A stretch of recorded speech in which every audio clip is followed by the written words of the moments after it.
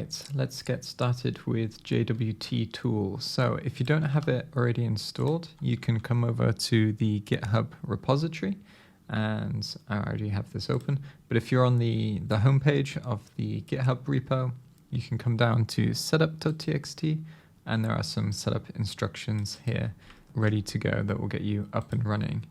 Now, with my setup, I just added one more extra command. I put a link between the opt JWT tool.py, which is the tool itself, and I just created a link in this directory, which is in my path, so I can access this direct JWT tool directly with JWT tool rather than having to go /opt/JWT tool or JWT tool.py, for example. So feel free to set up your environment however you want. So if we just type JWT tool and hit enter, we get the usage information, which is super helpful. And if we just, to begin with, grab a token and pass it in, it's going to give us some information about it. So for this demo, I think what we're going to do is we're going to take a look at our friend Crappy. And then I'm just going to log in quickly. And I'm just going to open up Web Suite as well so that I can capture the token, although you could grab it from the developer tools. I'm just going to hit next, start Web Suite. And hit OK. And proxy, HTTP history.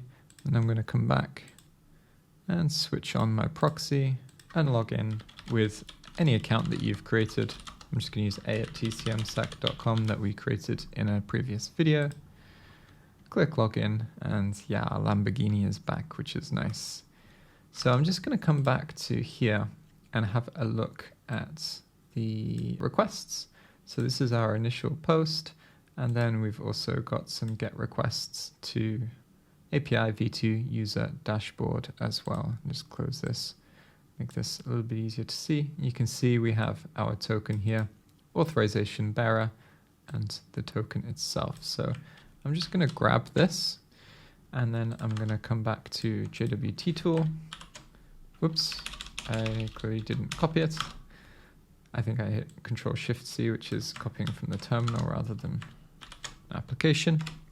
Hit enter, and it gives us basically the same information that JWT.io would give us. So if I just grab this and pop it in here, you can see the algorithm and the payloads, the header, which contains the algorithm and the payload data. And you can also basically see the same thing here. But if you prefer working in the terminal and you don't want to switch out to JWT.io, then this is a good way of quickly having a look at a token. Or if you're passing in lots of tokens and you're scripting something, this is a good way to pass in a lot of data and grep for stuff coming out, or for example.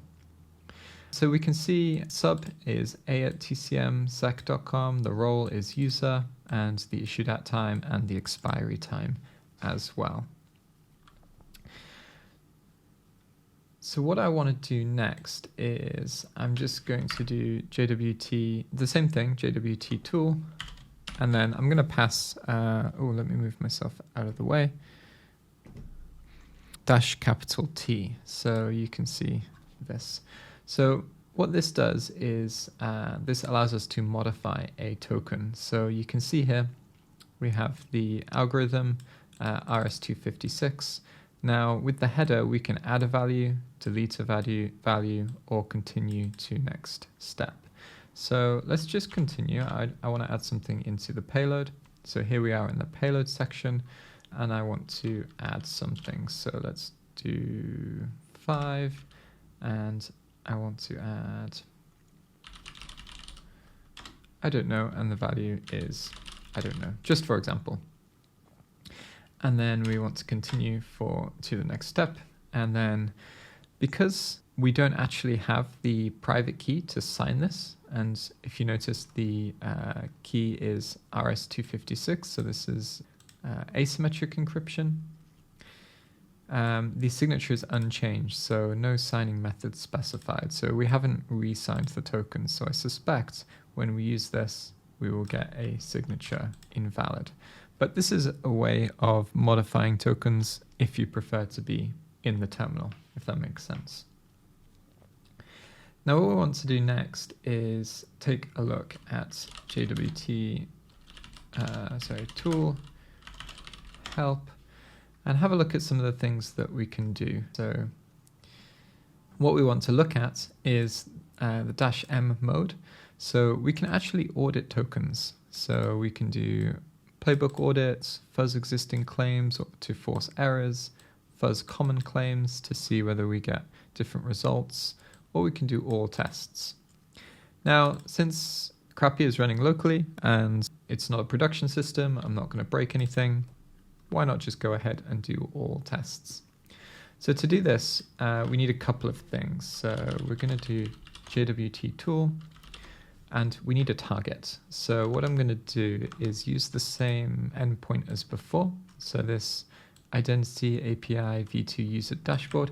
And it's important that the target processes the token in some way and gives back different results. So for example, if we provided a different token or no token at all, let's demonstrate this quickly in Repeater. So I send this and I get the information back. If I don't provide a token, we get a different response. If you use an endpoint that doesn't process the token or the response doesn't change based on your input, then you're not going to get any results, is basically what I mean. So a help page or an about page, for example, might not check whether you have a JWT. So I'm going to paste this in here, and obviously I need to do http //localhost, and then it's 8888, I think, if I recall. And then what we need next is the authorization header. So we actually need to pass in our token as a header. So same, you can copy this from Burp Suite, or you can just write it out.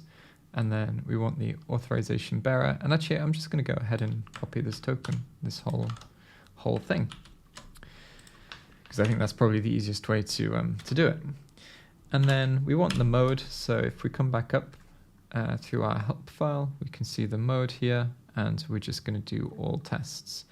And also notice that there's also -x exploit, so we can try and exploit known vulnerabilities. And we get a load of data back. So let's go from top to bottom. So it does an initial test. So sending the token, and we get a 200 back, which is good. And then we do some pre-scan checks. So pre-scan original token and our response code, and we get 179 bytes back. And this is basically the content length of the response. So we can check this. If we come back to Burp Suite, we can see this is where I took the token from, and indeed here is the content length 179 and the data that comes back with it. So this is important to know, because when we look at other requests, we want to see whether the content length has changed, and we also want to look at the response code. So the next check, no token, we get a 404 and 58 bytes, and we can verify this in Burp Suite by coming in here, deleting this, and we get a 404 and 58 bytes. So it's actually doing a lot of tests for us, and then if we want to, we can verify them manually. So broken signature response code 200.179. So this is a very interesting finding in that we get a 200 back, which, yeah, that seems okay, but the bytes, the content length matches. And again, we can come back and verify this by breaking our signature. So I'm just going to remove some data out of this, and we still get the same response. And this is really interesting. This says to me that, hey, the application is not checking the signature, or it's not verifying the data that we're sending. And we need to do some further testing. So that's a really interesting finding right off the bat. And what it's now doing is repeating the original token. So it's just checking that even after sending broken or different tokens, can we still use the original token? So some systems or some web applications may give you a new token each time you send a request, for example. All right, so launching the JWT attack playbook, we basically do the same as what we just kind of talked through. We look at what it did, we look at the response code, we look at the content length, and then we think to ourselves, is this normal behavior based on what I know about the endpoints? And if it isn't, or if we need to verify it, we can come into Burp Suite and we can verify the behavior. So reading down these, if you're not sure what any of them are, you can actually come over to the JWT tool. And then if you scroll all the way down, and I definitely recommend you do this as kind of like extra study, keep going all the way down to the bottom, we have the JWT attack book for a detailed run through of JWT attacks. So in here, there's like a bit of a primer, which we've probably already covered quite a lot of already. Attack methodology, vulnerable claims, known exploits, finding public keys, tampering, fuzzing, stealing JWTs, using JWT tools. So you can use this in conjunction with your findings. So if it flags and says, hey, you might be vulnerable to CVE 2015 9235 ALG non-attack, which when we go back, we actually see here that we get a valid response and the same content length for ALG non. So this is a super interesting finding. You can come in here and read more about the attack and how the attack works, how to replicate it, and how to pull it off. So consider this your homework if you want to understand and learn more about JWT attacks. This is definitely a great place to go.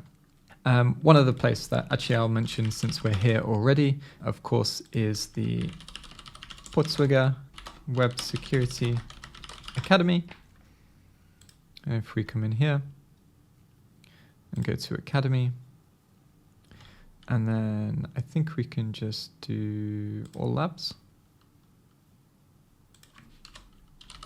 Search for JWT, and there's a load of labs for expanding your knowledge on JSON Web Token attacks as well. So a couple of resources to keep your study going. So let's explore this, and actually I want to also show off a very useful plugin.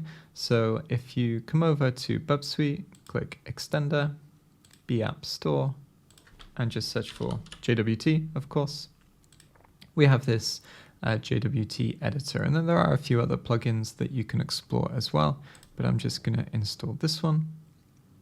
Only takes a second to install, and there's a couple of things that you should notice is that if we clear our history and we come back to our application, and let's say I'm just going to log back in again.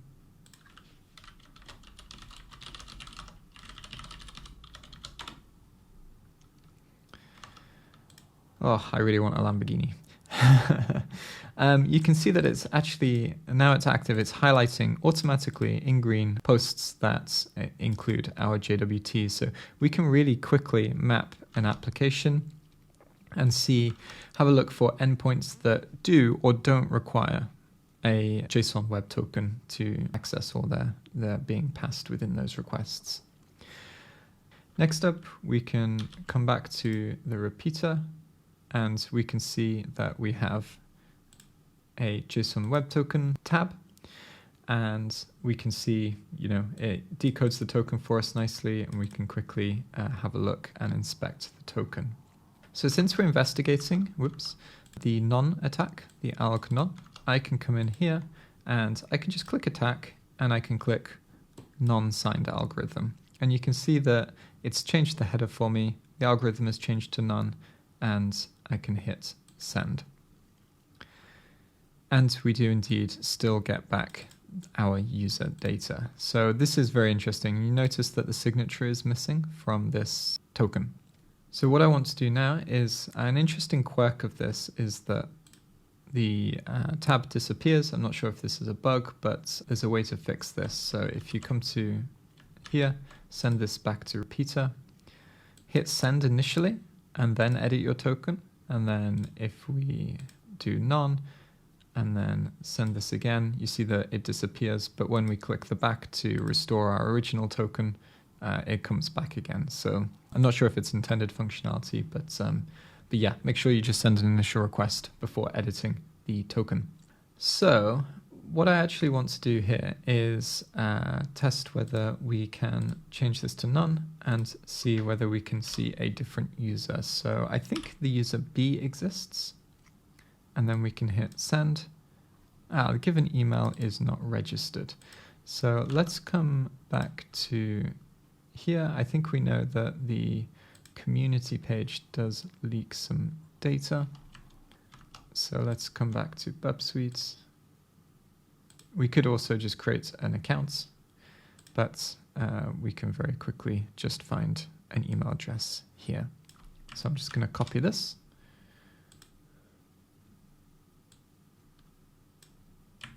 Paste. And we can indeed request information from other accounts. So note that we need their email address, but now we're leaking their phone number. And if they had a video available and some other information like their available credit is also leaked.